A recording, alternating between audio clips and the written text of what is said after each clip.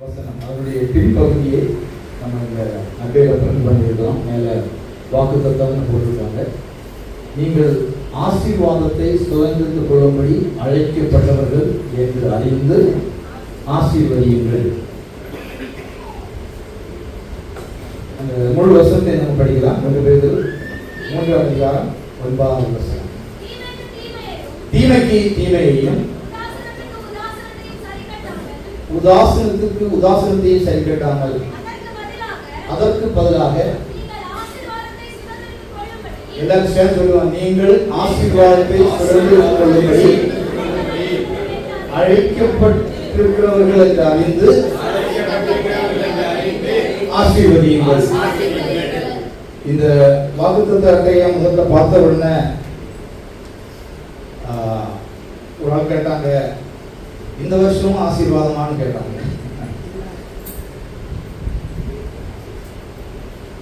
வருஷத்தின் முதல் நாள் காலையில ஆசீர்வாத வார்த்தையை சொல்வது இல்லாமல் வேற சொல்ல முடியாது. அது மட்டும் அல்ல, வேற எந்த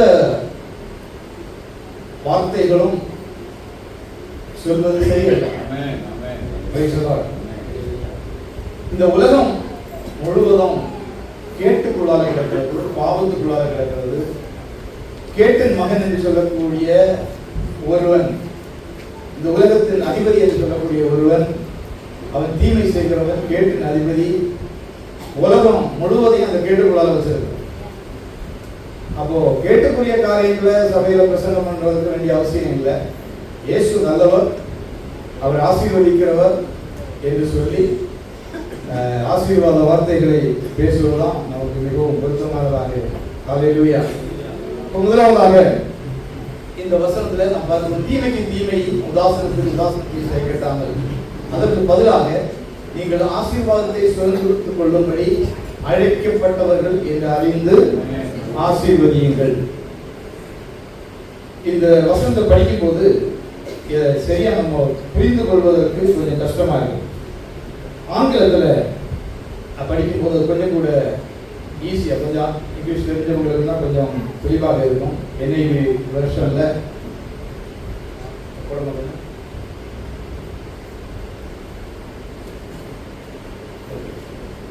உனக்கு எனக்கு தந்ததில் இருக்கும். NIV வெர்ஷன் சொல்லி நான் கொடுத்துருக்கேன். வாட்ஸ்அப்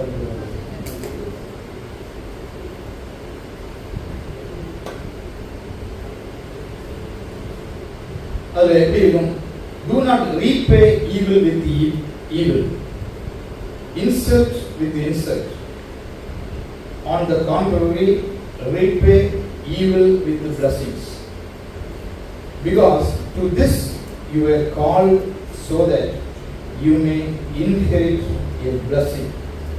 அதாவது அதை புரிந்து கொள்ளக்கூடிய அளவில் போடணும்னா புரிந்து கொள்ள அப்படின்னு சொல்லி போட்டுருக்காங்க. தீமைக்கு தீமையும் உதாசனத்துக்கு உதாசனத்தையும் சரி கட்டாமல் அதற்கு பதிலாக ஆசீர்வாதம் செய்யுங்கள். நீங்கள் ஆசீர்வாதத்தை சுதந்திரித்துக் கொள்ளும்படி அழைக்கப்பட்டவர்கள். பக்கத்தில் இருக்கிறவங்க பார்த்து சொல்லுங்க, நீங்கள் ஆசீர்வாதத்தை சுதந்திரித்துக் கொள்ளும்படி அழைக்கப்பட்டவர்கள். அப்போ இதை படிக்கும் போது உங்களுக்கு நன்றாக தெரியும், புரிஞ்சிருக்கும்னு நினைக்கிறேன். 8வது வசனத்தை படிக்கலாம். 3ஆம் அதிகாரம் 8வது வசனம். ஒருமனப்பட்டவர்களும் இரக்கமுள்ளவர்களும் சகோதர சிநேகம் உள்ளவர்களும் மன உருக்கம் உள்ளவர்களும் இணக்கம் உள்ளவர்களுமாய் இருந்து தீமைக்கு தீமையும் உதாசனத்துக்கு உதாசனத்தையும் சரி கட்டாமல் அதற்கு பதிலாக நீங்கள் ஆசீர்வாதத்தை சுதந்திரித்துக் கொள்ளும்படி அழைக்கப்பட்டவர்கள் என்று அறிந்து ஆசீர்வதியுங்கள். அப்படின்னா தீமைக்கு தீமை செய்கிறவர்களுக்கு, அது இந்த உலகம் அப்படி செய்யும். ஒரு ஆள் தீமை செய்தார்னா அவங்களுக்கு தீமை செய்ய வேண்டும். உலகத்தினுடைய நீதி அதுன்னு கூட சொல்லலாம். இன்சல்ட்னா அவமானப்படுத்துகிறவர்கள். ஒரு ஆள் உங்களை அவமானப்படுத்தணும்னா நீங்க திருப்பி அவமானப்படுத்தணும்னு நினைக்க கூடாது. அந்த இன்சல்ட்டுக்கு இன்னொரு வேற ரிவைனிங். ரிவைனிங்னா தூற்றுதல். அங்கங்க செஞ்சு தூட்டி தெரியுது, தெரியல. தூற்றுதல்னா ஏதாவது சின்ன சின்ன குறைகள் பார்த்தா அதை ஒவ்வொரு பார்க்குறவங்களுக்கு எல்லாத்தையும் தவறாக சொல்லுவது, வீட்டில் பேசுகிற பேசிட்டு இருக்கிறது, தவறான காரியம், தூற்றுதல். ரிவைனிங் தூற்றுதல். அப்போ தீமை செய்தவர்களுக்கு தீமை செய்யாமல் தீமைக்கு பதிலாக நன்மை செய்யும், நம்மளை ஆசீர்வதிகள் சொல்லப்படுகிறது. உங்களை யாராவது தூக்கி தெரிந்தார்கள் அல்லது உங்களை அவமானப்படுத்தினார்கள், அப்படி யாராவது அவமானப்படுத்தினாங்கன்னு தெரிஞ்சுன்னா அவங்களை அவமானப்படுத்துவதற்கு பதிலாக அவர்களுக்கு நன்மை செய்ய வேண்டும். நம்ம அவங்களை அவமானப்படுத்தணும்னு நினைக்க கூடாது. இது இயேசு கிறிஸ்துவினுடைய பிரின்சிபல். அப்போ இந்த வசனம் என்ன சொல்கிறது என்றால், நீங்கள் ஆசீர்வதிக்கப்பட வேண்டுமானால், ஆசீர்வாதத்தை சுதந்திரிக்கும்படி நீங்கள் அழைக்கப்பட்டவர்கள், அந்த ஆசீர்வாதத்தை நாம் சுதந்திரித்துக் கொள்ள வேண்டுமானால் தீமைக்கு தீமை செய்யக்கூடாது. அந்த ஆசீர்வாதத்தை நாம் சுதந்திரித்துக் கொள்ள வேண்டுமானால் தூக்கி திரிகிறவர்களுக்கு பதிலாக நாமும் சென்று அவர்களுக்கு கேடான காரியங்களை சொல்லக்கூடாது. அவமானப்படுத்த விரும்புகிறவர்கள் அங்காங்க சென்று அவமானப்படுத்த முயற்சி செய்யும் போது ஆண்டவருடைய பிள்ளைகள் அப்படி செய்யக்கூடாது. ஆசீர்வாதத்தை பெற்றுக் கொள்வதற்கு இதுதான் முதல் பிரின்சிபல் சொல்லி சொல்லப்பட்டிருக்கிறது. ஹல்லேலூயா. இது ஒரு பிரின்சிபலாக ஆண்டவர் கொடுத்திருக்கிறார். அப்ப நம்ம வாழ்க்கையில ரட்சிக்கப்பட்டிருக்கலாம், மனம் திரும்பி இருக்கலாம், ஆண்டவரே நீ ஆசீர்வதின்னு சொல்லி மணிக்கணக்காக ஒருவேளை ஜெபம் பண்ணி இருக்கலாம். அந்த ஜெபம் கேட்கப்படாததற்கு காரணம், ஆசீர்வாதத்தை நாம் பெற்று அனுபவிக்காமல் இருப்பதற்கு காரணம் என்னன்னா, தீமை செய்தவர்களுக்கு நம்ம நன்மை செய்யவில்லை. நம்மை அவமானப்படுத்தினவர்களை நாமும் அவமானப்படுத்த முயற்சிக்கிறோம். நமக்கு விரோதமாக பேசினவர்களுக்கு விரோதமாக நாமும் 4 பேருக்கு சென்று பேசுகிறோம். எவ்வளவு ஃபாஸ்டிங் இருந்து ஜெபம் பண்ணாலும், சபையில நல்ல முன்னிலைமையில் இருக்கிறவர்கள் என்று சொன்னாலும் ஏன் ஆசீர்வாதம் வரவில்லை?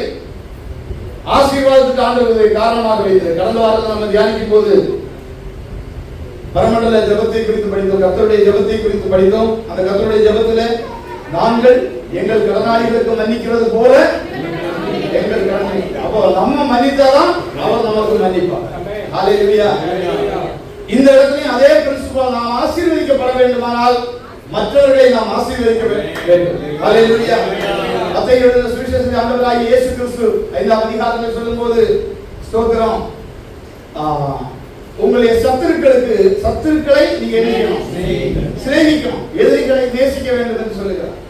ஹல்லேலூயா. அப்போ ஆசீர்வாதத்தை பெற்றுக்கொள்ள நல்லா ஜெபம் பண்றேன், ஃபாஸ்டிங் இருக்கிறேன், சபைக்கு ஒழுங்காக வரேன், என்றாலும் ஒரு ஆசீர்வாதம் எனக்கு வரல அப்படின்னு சொன்னா அதுக்கு காரணம், ஸ்தோத்திரம், இந்த வேத பிரின்சிபலை நாம் கடைபிடிக்காது. ஹல்லேலூயா. ஆண்டவர் ஆசீர்வதிக்கிறதுக்கு ரெடியாக இருக்கிறார். ஆனா நம்மளிடத்திலிருந்து வருவதை அவர் எதிர்பார்க்கிறார். ஹல்லேலூயா. ஸ்தோத்திரம். 1ஆம் தேதி காலையில் இது கொஞ்சம் கடினமாக உபதேசமாக இருந்தாலும் இந்த வருஷம் நீங்க ஆசீர்வதிக்கப்படணும்னா இந்த வேத பிரின்சிபலுக்குள்ள ஹல்லேலூயா. Praise the Lord. இப்போ நம்ம வருகிற நாட்கள்ல இந்த ஆசீர்வாதம் என்றால் என்ன என்பதை குறித்து நம்ம கொஞ்சம் பார்ப்போம். எது ஆசீர்வாதம் அல்ல? ஹல்லேலூயா. எது ஆசீர்வாதம் அல்ல? நீதிமொழிகளின் புத்தகம் நீதிமொழி 10ஆம் அதிகாரம் 22வது வசனம். நீதிமொழிகள் 10:22.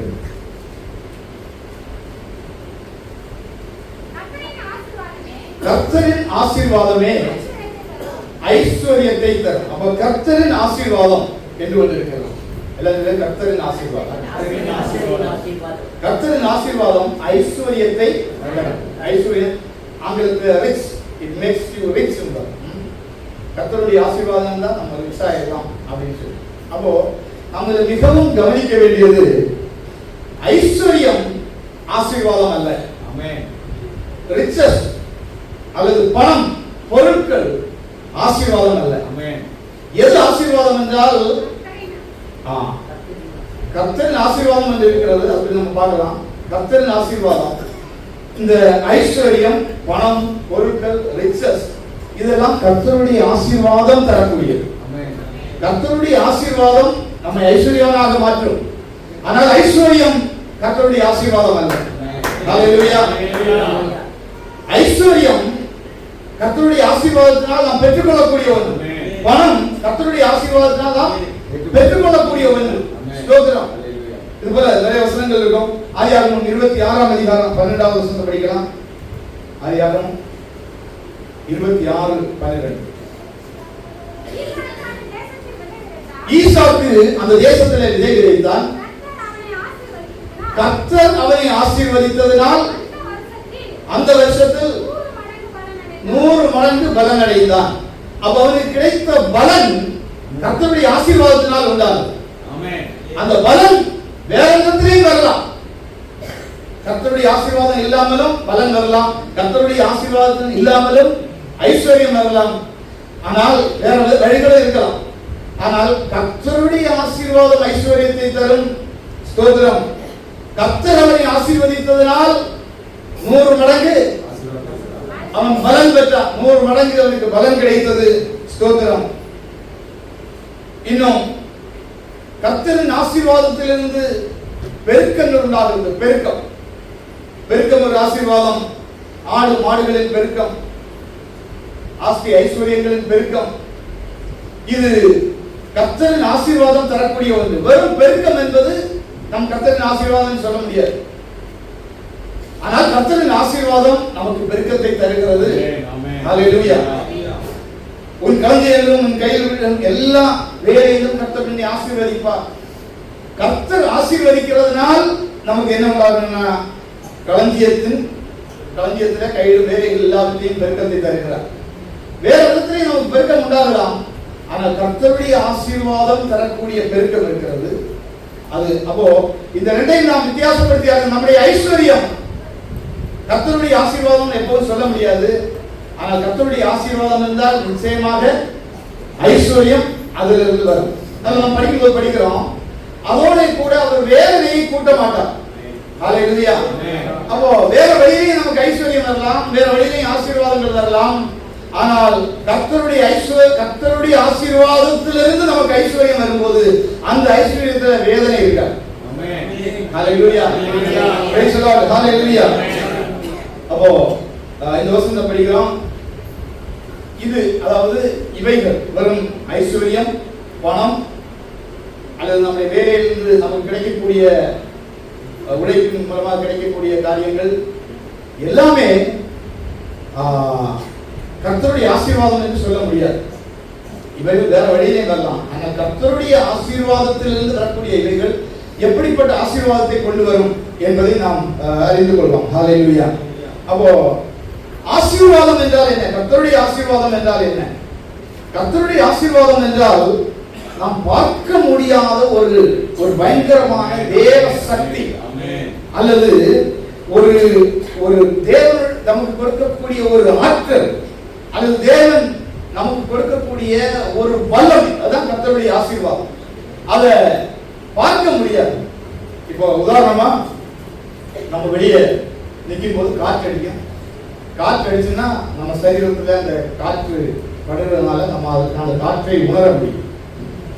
அந்த உணர்ச்சி காற்று அல்ல, காற்று அடித்ததுனால் வந்த ஒரு உணர்ச்சி. ஒரு நல்ல கூட்டப்பட்ட ஒரு அறைக்குள்ளால் இருந்தோம்னா சில நேரங்களில் காற்று அடிக்கிறது நம்ம உணரக்கூட முடியாது. அந்த ஜன்னல் வழியா எட்டி பார்த்தோம்னா இலைகள் அசைவதை பார்க்க முடியும். இலைகள் அசைவது காற்று அல்ல, காற்று அடித்தபடியினால் இலைகள் அசைகிறது. இதுபோல கர்த்தருடைய ஆசீர்வாதம் இருக்கிறது. அந்த ஆசீர்வாதத்தை உணரக்கூடிய பார்க்கிறவர்கள் இவர் ஆசீர்வதிக்கப்பட்டவர் என்று சொல்லக்கூடிய அளவுல அந்த ஆசீர்வாதங்கள் நம்முடைய வாழ்க்கையிலே வெளிப்படும். கர்த்தருடைய ஆசீர்வாதம் இருக்கும்போது ஹல்லேலூயா. அப்ப கர்த்தருடைய ஆசீர்வாதம் என்பது அவர் கிருபையாக ஈவாக நமக்கு தரக்கூடிய ஒரு விலையேற பெற்ற தேவனுடைய ஆற்றல், தேவனுடைய சக்தி அல்லது ஒரு தேவனுடைய வல்லமை. இந்த கர்த்தருடைய ஆசீர்வாதம். இந்த ஆசீர்வாதம் என்பது எல்லாவற்றையும் உள்ளடக்கின ஒன்றாக இருக்கு. எல்லாவற்றையும் உள்ளடக்கின ஒன்று.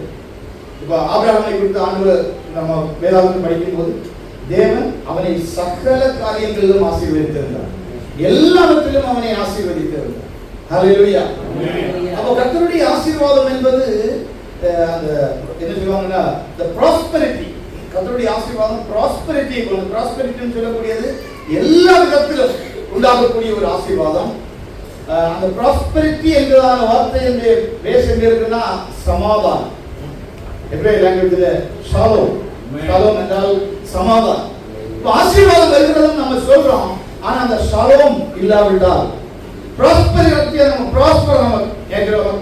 சாரி, 1ஆம் தேதி காலையில ப்ராஸ்பரஸ் நியூ இயர்னு சொல்லுவோம். அதனுடைய அர்த்தம் என்னன்னா இந்த வருஷம் முழுவதும் உங்களுக்கு சமாதானம், ஒரு ஆசீர்வாதம் வருகிறதுனால் சமாதானம் இருக்க வேண்டும். அந்த ஆசீர்வாதத்துல சமாதானம் இல்லாவிட்டால் அந்த ப்ராஸ்பெரிட்டின்னு சொல்ல முடியாது. ஹல்லேலூயா. நான் சொல்றேன் ப்ராஸ்பரஸ் நியூ இயர், நல்ல ஒரு எதிர்காலம், நல்ல ஒரு எதிர்காலம் உண்டாகட்டும் சொல்றேன்னா சமாதானத்தோடு கூடிய ஒரு. ஹல்லேலூயா. எல்லாம் சொல்லுங்க, கர்த்தருடைய ஆசீர்வாதம் சமாதானத்தோடு கூடிய நிறைவை தரக்கூடிய ஒன்று. ஹல்லேலூயா. Praise the Lord. இப்போ கர்த்தருடைய ஆசீர்வாதம் இருக்கும்போது நம்ம எப்படி உபாகமம் 28ஆம் அதிகாரம் 10வது வசனத்தை படிக்கலாம். உபாகமம் 28:10. கர்த்தருடைய நாமம் உனக்கு தெரிவிக்கப்பட்டது என்று பூமியின் ஜனங்கள் எல்லாம் கண்டு உனக்கு பயப்படுவார்கள். அதாவது இந்த உபாகமம் 28ஆம் அதிகாரம் ஒரு ஆசீர்வாதத்தை சொல்லக்கூடிய ஒரு அதிகாரம். கர்த்தருடைய ஆசீர்வாதம் முதல் சில ஆசீர்வாதங்கள் எல்லாம் சொல்றார். நான் இங்கே இருக்கக்கூடிய ஒரு ஸ்தோத்திரம், ஒரு 12 ஆசீர்வாதங்கள் அங்க சொல்றாரு. உன் கற்பத்தின் கனி, நிலத்தின் கனி, உன் மாடுகளின் பெருக்கம், ஆடுகள் மந்தைகள், உன் மிருக ஜீவன்களுடைய பலன், உன் கூடை, மாவு செய்கிற உன் தொட்டி, நீ வருகை உள்ளாத வரும்போதும் வெளியே போகும்போது ஆசீர்வதிக்கப்பட்டிருப்பாய். எதிரிகள் முறியடிக்க ஒப்புக் கொடுக்கப்படுவார்கள். உன் களஞ்சியங்கள், நீ கையிடும் எல்லா வேலைகளும் கர்த்தர் உன்னை ஆசீர்வதிப்பார். பரிசுத்த ஜனமாக இருப்பாய். அப்போ இதெல்லாம் சொல்லிட்டு 10வது வசனத்துல இந்த ஆசீர்வாதத்தினுடைய விளைவு சொல்லப்பட்டிருக்கிறது. ஆசீர்வாதத்தினுடைய விளைவு என்னவென்றால் நம்மை சுற்றிலும் இருக்கக்கூடிய ஜனங்கள், அவங்களுக்கு தெரியாது, நம்ம கர்த்தரை பார்க்க முடியாத ஆசீர்வாதங்களை, ஆனால் ஆசீர்வாதத்தினுடைய விளைவுகளை மற்றவர்கள் பார்க்க முடியும். ஆசீர்வாதத்தை நீங்க சில உணர முடியும். கர்த்தர் எங்களோடு கூட இருக்கிறார் என்பதை உணர முடியும். எப்படி உணர முடியும் என்றால், ஸ்தோத்திரம், நமக்கு இருக்கக்கூடிய சமாதானம், ஆசீர்வாதத்தின் மூலமாக வரக்கூடிய சமாதானம், அந்த ஆசீர்வாதத்தில் வரக்கூடிய அந்த ப்ராஸ்பெரிட்டி கொண்டக்கூடிய சமாதானம், அந்த சமாதானத்தை நாம் உணர முடியும். உணர முடியினாலே சொல்ல முடியும், நான் கர்த்தரால் ஆசீர்வதிக்கப்பட்டேன். ஹல்லேலூயா. அது மட்டும் இல்ல, நீங்க வெளியே யார்கிட்டையும் கர்த்தரை ஆசீர்வதித்திருக்கிறான்னு சொல்ல வேண்டிய அவசியம் இல்லை. கர்த்தர் நம்மை ஆசீர்வதிக்கும் போது வசனப்படி, அப்பொழுது கர்த்தருடைய நாமம் உனக்கு தரிக்கப்பட்டது என்று பூமியின் ஜனங்கள் எல்லாரும் கண்டு உனக்கு பயப்படுவார்கள்.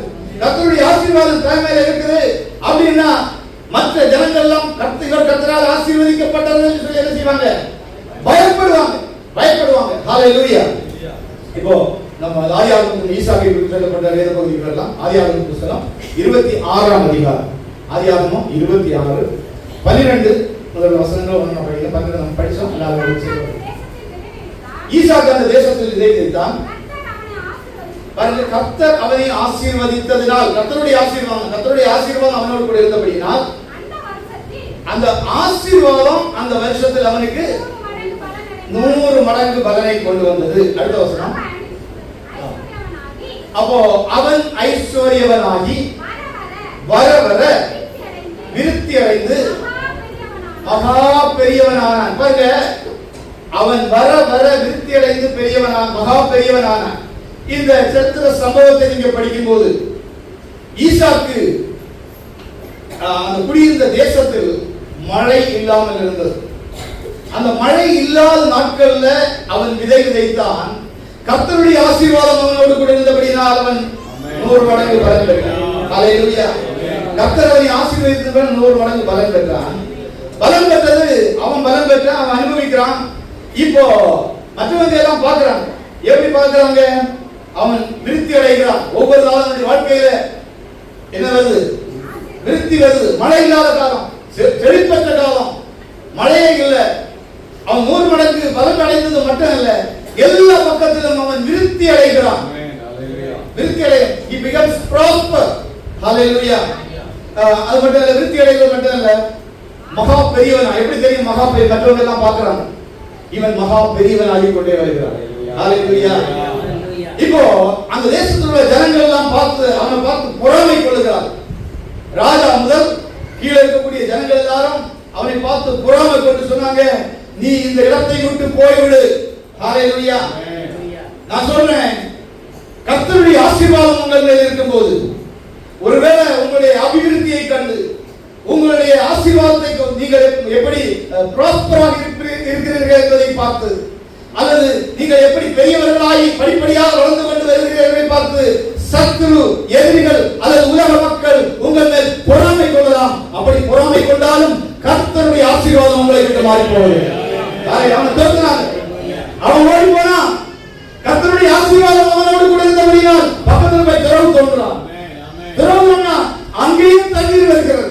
ஹalleluya. அவங்க எல்லாம் சண்டை போட்டாங்க, இது எங்க திறவுன்னு சொன்னாங்க. அந்த திறவை விட்டுட்டு அவன் ஆர்கியூ பண்ண போகல, சண்டை போட போகல. ஹalleluya. தீமைக்கு தீமை செய்ய போகல, பம்பு பண்ண போகல, இன்சல்ட் பண்ண போகல. இது நான் பண்ண தரவாரிங்க, இவங்க எல்லாம் துரத்தி போட்டு எங்களை துரத்துறாங்கன்னு சொல்லி நாலு பேர்ட்ட போய் சொல்லல. அவனுக்கு வந்து தெரியும் கர்த்தருடைய ஆசீர்வாதம் என்ன இருக்கிறது. அந்த இடத்துல போய் பக்கத்துல போய் திறந்தோம்னா ஹalleluya. ஹalleluya. ஆசீர்வதிக்கப்பட்டவன் எங்க போனாலும் அவன் கை செய்வதெல்லாம் பார்க்கும். ஹalleluya. அங்கேயும் திறந்தோம்னா அங்கேயும் அந்த எதிரிகள் எல்லாம் வந்தாங்க. ஹalleluya. ஹalleluya. அங்க வந்து எங்களுடைய திறவுன்னு சொன்னாங்க.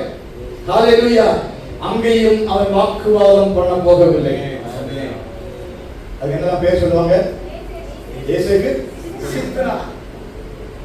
சித்தனா. ஆசீர்வதிக்கப்பட்டவன் மற்றவங்க துரத்தினாலும் நீ வேண்டாம்னு சொன்னாலும் அவன் துறவையெல்லாம் விட்டுதான் வந்தான்.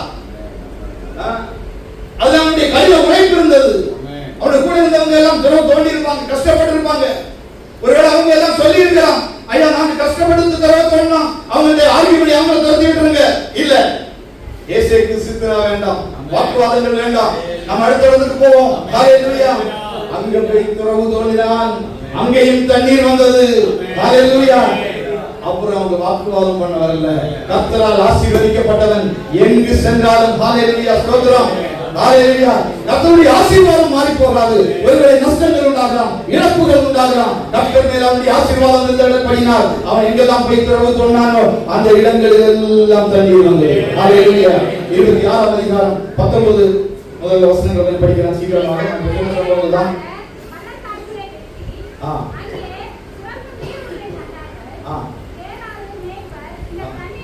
அவங்களோட மேய்ப்பர்கள் வந்து எங்க ஊரு வாக்குவாதம் பண்ணினார்கள்.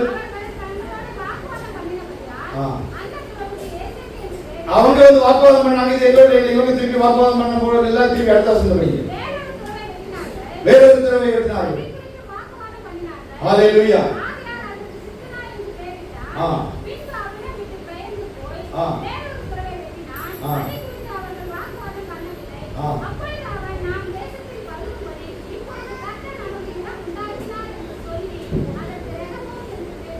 ஹalleluya ஸ்தோத்திரம். இப்ப வாக்குவாதம் இல்ல.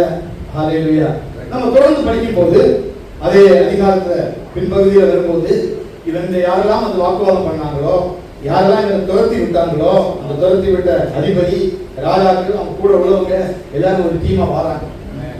வந்து என்ன செய்யறாங்கன்னா, ஐயா கர்த்தர் உங்களை கூட இருக்கிறாங்க, நீர் ஆசீர்வதிக்கப்பட்டவர், அதனால உங்களோடு கூட சமாதானம் பண்ணும்படியாக படிக்கிறோம்.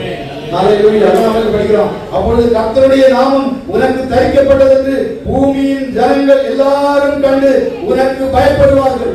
ஹalleluya. கர்த்தருடைய ஆசீர்வாதம் கூட இருக்கும்போது சில இழப்புகள், நஷ்டங்கள் இதெல்லாம் வந்தாலும் ஹalleluya அந்த ஆசீர்வாதம் விட்டு போகிறது. ஆசீர்வாதம் நம்மோடு கூட ஹalleluya. ஆனால் திரும்ப திரும்ப ஞாபகப்படுத்துறேன், கர்த்தருடைய ஆசீர்வாதம் நம்மோடு கூட இருப்பதற்கு நிபந்தனை இருக்கிறது. 27ஆம் அதிகாரத்துல சில நிபந்தனை இருக்கும். புதிய ஏற்பாட்டுல இன்னைக்கு நம்ம படிச்சோமே ஹalleluya.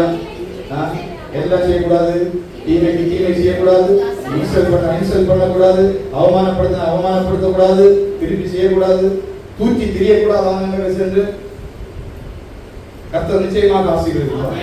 ஹalleluya ஸ்தோத்திரம்.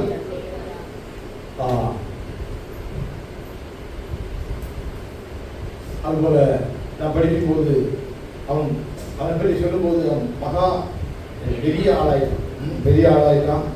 கர்த்தருடைய ஆசீர்வாதம் அவங்களோடு கூட இருந்தது. உபாகமம் 28ஆம் அதிகாரம் 8 மற்றும் 18 வசனங்களை படிக்கலாம். அதுல முதலாவது மேல உள்ள 2 வசனங்களை படிச்சுட்டு நம்ம படிக்கலாம். 1-2 வசனங்களை கொஞ்சம் படிக்க பார்ப்போம். இன்று நான் உனக்கு விதிக்கிற உன் தேவனாகிய கர்த்தருடைய கட்டளைகளின் படியெல்லாம் செய்ய நீ கவனமாய் இருக்கும்படிக்கு அவர் சத்தத்திற்கு உண்மையாய் செவி கொடுப்பாயானால் உன் தேவனாகிய கர்த்தர் சகல ஜாதிகளிலும் உன்னை மேன்மையாக வைப்பார், உன்னை ஆசீர்வாதமாக வைப்பார். ஹல்லேலூயா. நிபந்தனை உன் தேவனாகிய கர்த்தர் விதித்த எல்லா சட்டங்களையும் கைக்கொள். பழைய ஏற்பாட்டில் சில சட்டங்கள் இருந்தது. என்னன்னா, உன்னை ஒரு கரணத்தை இருந்தா நீ மறுகரணத்தை கொடுக்கலாம். ஆனா இயேசு கிறிஸ்துவுடைய கட்டளை அப்படிப்பட்ட கட்டளை அல்ல. ஆமா, நம்ம படிச்சதெல்லாம் தீமைக்கு தீமை செய்யக்கூடாது. இந்த வருஷத்துல ஒருவேளை நீங்க சொல்லலாம், நல்லா இருக்கிறேன், பயபக்தியா இருக்கிறேன், பைபிள் படிக்கிறேன், ஆராதனைக்கெல்லாம் ஒழுங்கா வரேன், ஆனால் நன்மை கிடைக்கிறது, ஆசீர்வாதம் வரல. நான் சொல்றேன், என்னுடைய ஆண்டவர் ஆசீர்வதிக்கக்கூடிய ஆண்டவர். ஹல்லேலூயா. இந்த ஒரு பிரமாணம் மட்டும் நீங்க கை கொண்டீங்கன்னா தீமைக்கு தீமை செய்யக்கூடாது. அது உதாசனத்துக்கு உதாசனம் செய்யக்கூடாது, அவமானப்படுத்தக்கூடாது. கர்த்தருடைய ஆசீர்வதிக்கிற கரம் நிச்சயமாக உங்கள் மேல் வந்து அமரும். ஹல்லேலூயா. உபாகமம் 28ஆம் அதிகாரத்தை படிக்கலாம். 28-12. கர்த்தர் அவன் களஞ்சியங்களிலும் நீ கையிடும் எல்லா வேலையிலும் உனக்கு ஆசீர்வாதம் கட்டளையிடுவார். தேசத்திலே உன்னை ஆசீர்வதிப்பார். இங்க நாம் படிக்கிறோம், களஞ்சியங்களில் நீ கையிடும் எல்லா வேலையிலும் கர்த்தர் ஆசீர்வதிக்கிறார். ஹல்லேலூயா. Praise the Lord. அப்போ கைட்டு செய்யக்கூடிய வேலையில நிறைய சமயங்கள்ல ஆசீர்வாதம் வரல.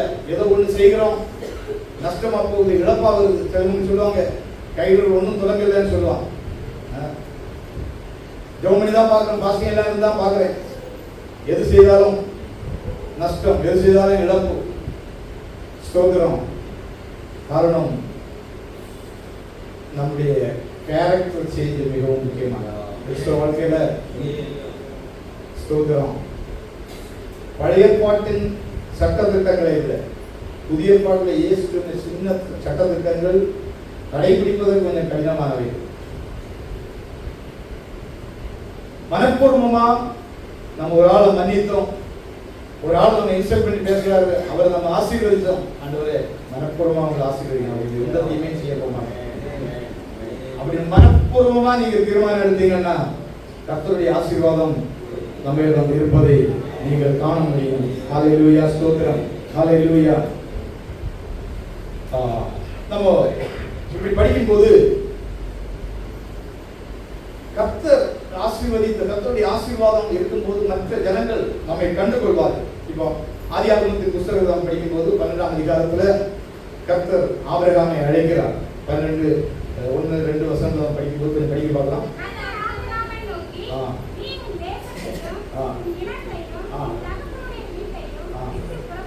போதும், அவன் தகப்பனுடைய வீட்டை தகப்பனார் குறைஞ்சாலும் தகப்பனாருக்கு நல்ல ஆஸ்தி ஐஸ்வர்யம். அவங்க என்ன செய்வாங்க, விக்கிரகங்கள் எல்லாம் செய்து விற்கக்கூடிய ஒரு பெரிய வியாபாரி, பிசினஸ்கார்.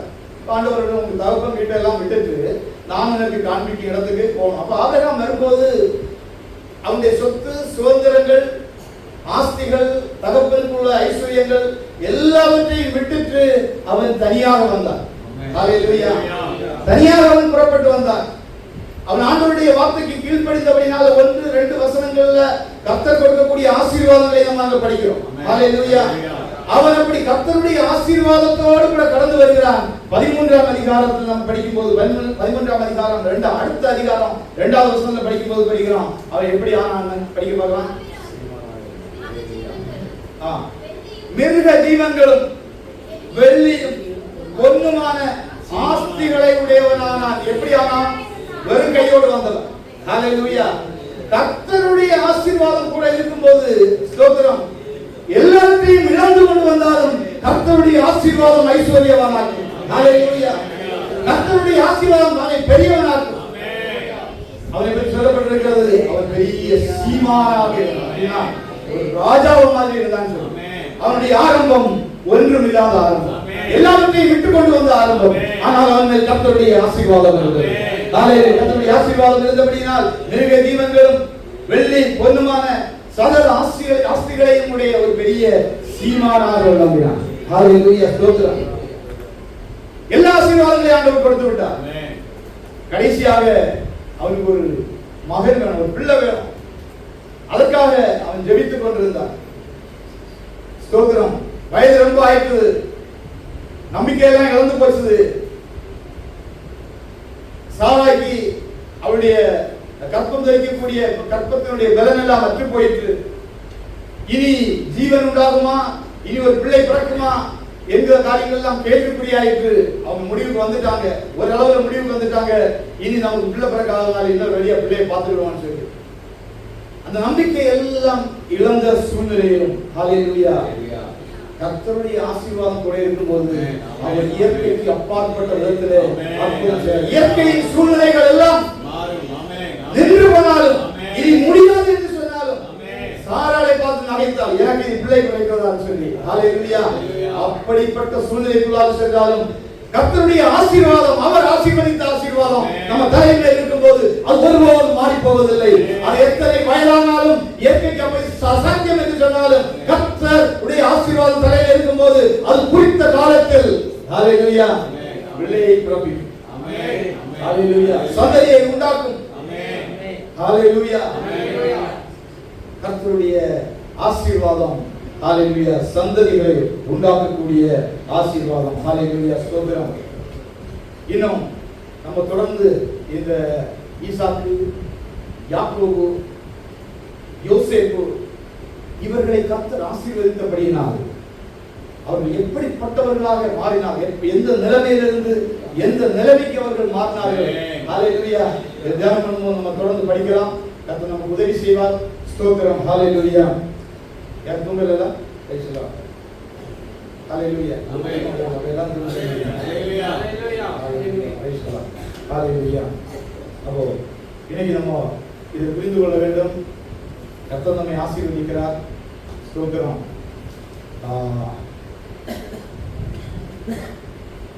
கர்த்தருடைய இந்த வசனத்தை முதலாவது நீங்க கொஞ்சம் புரிஞ்சுக்கணும். ஏன்னா இந்த பகுதியை படிக்கும்போது எப்படி படிக்கும்போது நீங்கள் ஆசீர்வாதத்தை சுதந்திரித்துக் கொள்ளும்படி அழைக்கப்பட்டவர்கள் என்று அறிந்து ஆசீர்வதியுங்கள் அப்படின்னு சொல்லுவார். சரியா புரியாம இருக்கலாம். ஆனா மேல உள்ள பகுதியை கூட நீங்க சேர்த்து படிக்கும்போது தீமைக்கு தீமையும் உதாசனத்துக்கு உதாசனத்தையும் சரி கட்டாமல் அதற்கு பதிலாக ஆசீர்வதியுங்கள், அதற்கு பதிலாக ஆசீர்வதியுங்கள். கடைசியில் ஒரு ஆசீர்வாதம் மேல வரணும், அப்பதான் சரியா இருக்கும். நீங்கள் ஆசீர்வாதத்தை சுதந்திரித்துக் கொள்ளும்படி அழைக்கப்பட்டவர்கள். பக்கத்தில் இருக்கிறவங்க பார்த்து சொல்லுங்க, போகும்போது நீங்கள் ஆசீர்வாதத்தை சுதந்திரித்துக் கொள்ளும்படி அழைக்கப்பட்டவர்கள். எதை செய்தால் நம்ம ஆசீர்வாதமா இருக்கும்? தீமைக்கு தீமை செய்யக்கூடாது, உதாசனத்துக்கு உதாசனம் செய்யக்கூடாது, அவமானப்படுத்துவங்க நம்ம அவமானப்படுத்த போகக்கூடாது, திருப்பி செய்யக்கூடாது. நிச்சயமா கர்த்தருடைய ஆசீர்வாதம் நம்முடைய கடைகள். இந்த கர்த்தருடைய ஆசீர்வாதம் என்றால் என்னன்னு பார்த்தோம். வெறும் பணம் கர்த்தருடைய ஆசீர்வாதம் இல்லை, வெறும் பொருள் கர்த்தருடைய ஆசீர்வாதம் இல்லை. ஆனால் கர்த்தருடைய ஆசீர்வாதம் இருந்தால் இவைகள் எல்லாம் நம்முடைய வாழ்க்கையில் இது முழுமையான ஒன்று, பூரணமான ஒன்று.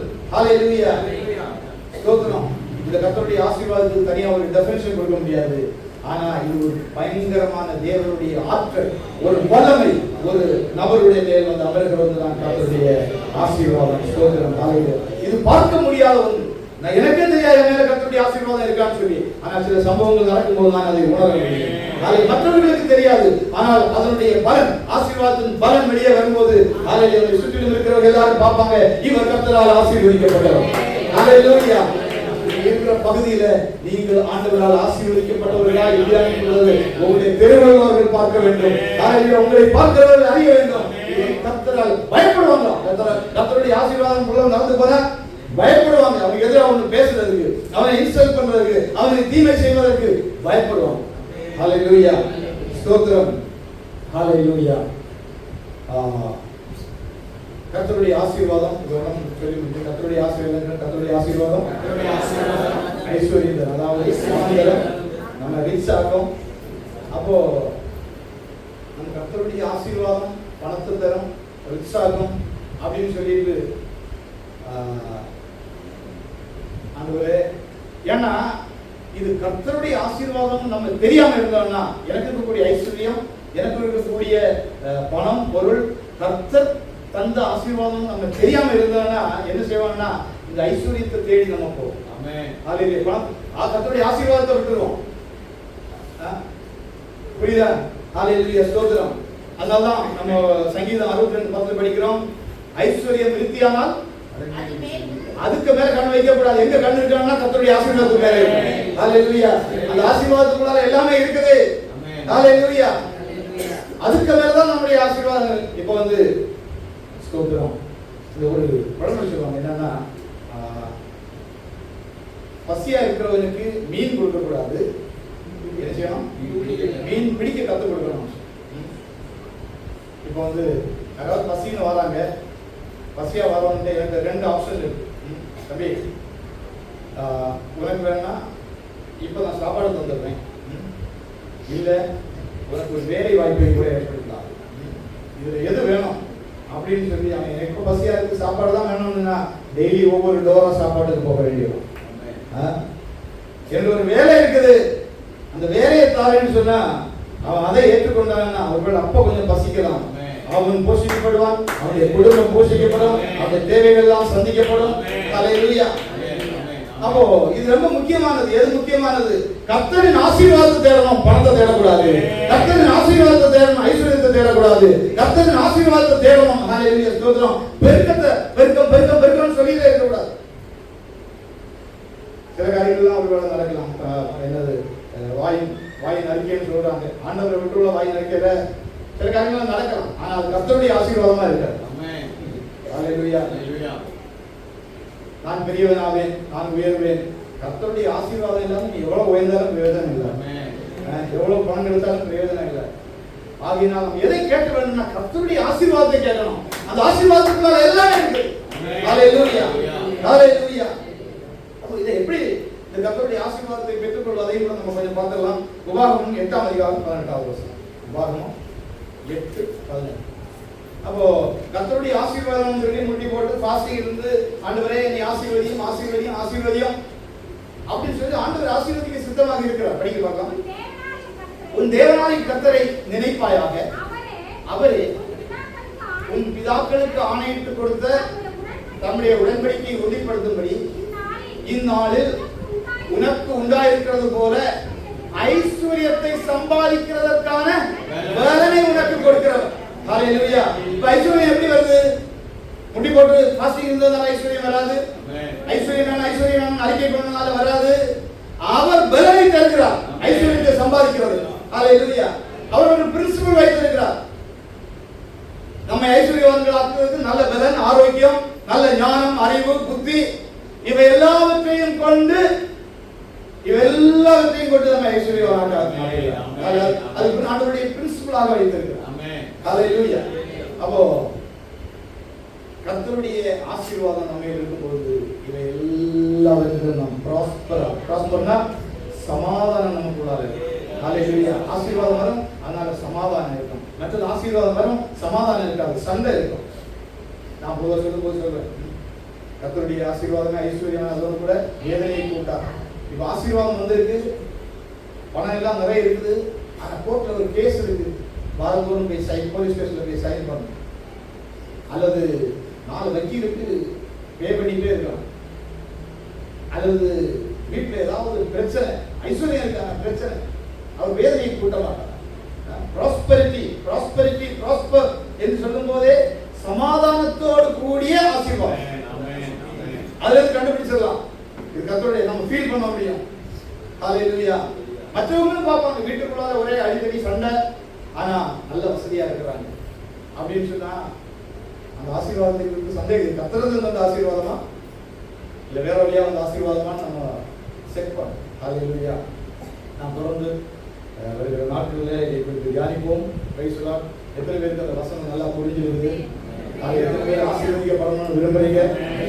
ஹல்லேலூயா. இதுதான் பிரின்சிபலே தவிர வேற பிரின்சிபலே கிடையாது. ஹல்லேலூயா.